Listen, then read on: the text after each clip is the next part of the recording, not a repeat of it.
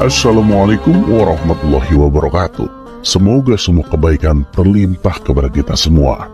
Amin ya rabbal alamin. Abu Nawas adalah seorang pujangga Arab yang lahir di kota Afas di negeri Persia. Abu Nawas seorang yang sangat cerdas dan cerdik. Beliau dipercaya sebagai wali Allah. Dan pada suatu ketika, Raja Harun ar-Rasyid memanggil si pria pintar itu ke istana. Raja pun berkata, "Hari ini aku punya misi yang lain untukmu, Abu Nawas," kata sang raja. "Wah, apa yang harus saya kerjakan, Paduka Yang Mulia?" tanya Abu Nawas tak sabar. "Kamu tahu kan bahwa kita ini punya teluk yang sangat luas.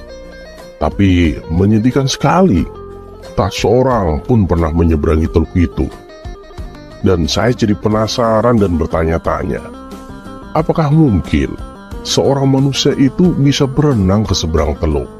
Dan saya butuh kamu untuk menjawab keingintahuanku, Abu Nawas. Saya mau kamu mengambil misi ini sebagai tugas terhormat," kata sang raja kepada Abu Nawas. "Waduh, tapi Paduka Yang Mulia, saya kan bukan seorang perenang yang handal," ujar Abu Nawas.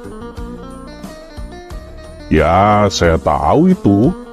Tapi kan setiap orang itu mengetahui kalau kamu adalah orang paling pintar di negeri ini. Dan kamu harus dapat mengerjakan tugas ini," kata Baginda Raja sedikit memaksa. "Siap Paduka Yang Mulia, saya akan mengerjakannya," gerutu Abu Nawas sambil berjalan keluar. Abu Nawas pun lalu berjalan ke pantai. Ia memandangi teluk yang sangat luas itu, lalu duduk di bawah sebuah pohon palem. Ia mencoba mencari ide, menyiasati misi yang mustahil itu. Dan pada waktu itu, ia melihat pakaian anak-anak tergeletak di atas bebatuan di sampingnya. Di mana anak itu? Mereka pasti berenang di pantai, gumam Abu Nawas. Seketika itu juga senyumnya mengembang. Nampaknya ia telah menemukan ide yang cemerlang. Ia pun lalu pulang dan bangun pagi-pagi sekali pada hari berikutnya. Ia segera pergi ke pantai. Sambil tersenyum, Abu Nawas melepaskan pakaian dan cincinnya, lalu meletakkannya di atas pasir.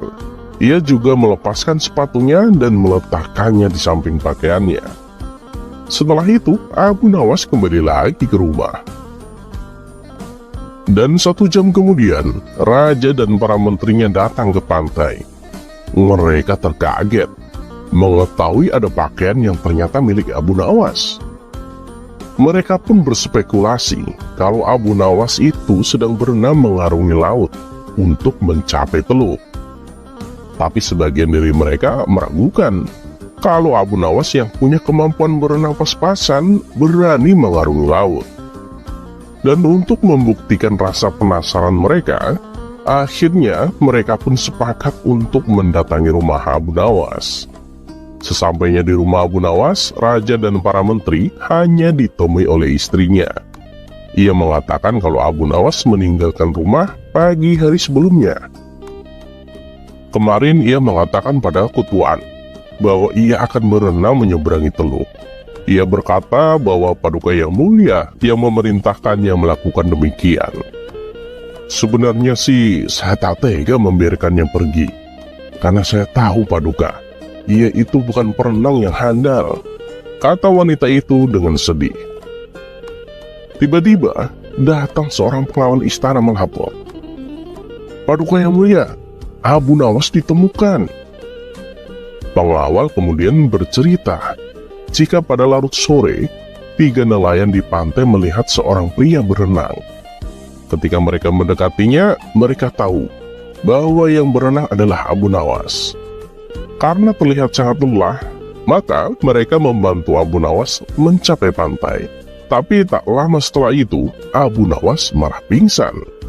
Berita itu pun menyebar dengan cepat hingga sampai ke telinga pengawal istana. Dan tak lama setelah itu, raja dan beberapa pengawal pergi ke pantai. Raja pun lalu duduk di samping Abu Nawas. "Abu Nawas, Abu Nawas, kata raja sambil menggoyang-goyangkan tubuh Abu Nawas. Ia pun membuka matanya dengan pelan. Raja Harun ar-Rasyid sangat senang. Ia memegang tubuh si pria cerdik itu dengan erat. Ia terlihat sangat menyesal karena telah menyebabkan Abu Nawas menderita.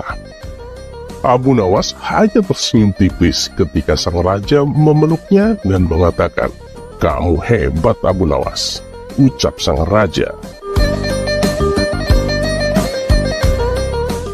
Terlepas apakah cerita ini adalah cerita fiksi atau kenyataan, karena hikmah adalah barang hilang seorang muslim. Di mana ia menemukannya, maka ia berhak mengambilnya. Terima kasih. Wassalamualaikum warahmatullahi wabarakatuh.